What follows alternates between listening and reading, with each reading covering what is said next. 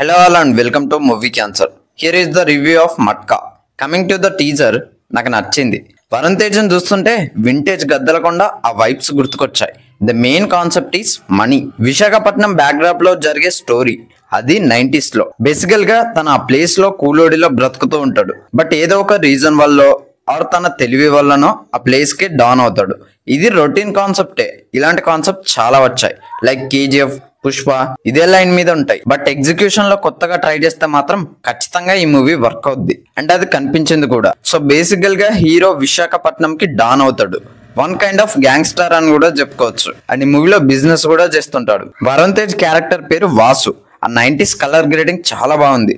Fights కూడా, బీజం కూడా చాలా బాగా నచ్చింది. ఆ టైం లైన్ కి తగ్గట్టే ఉంది బీజం కూడా.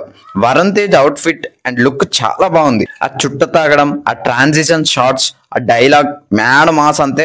వరుణ్ తేజ్ చూస్తుంటే ఈ మూవీతో మంచి కంబ్యాక్ ఇస్తాడనిపిస్తుంది. అండ్ ఇది పాన్ ఇండియా మూవీ. ఈ మూవీలో హీరోయిన్స్ ఇద్దరు, మీనాక్షి చౌదరి, నోరా ఫతేహి. అండ్ ఈ మూవీ డైరెక్టర్ కరణ్ కుమార్.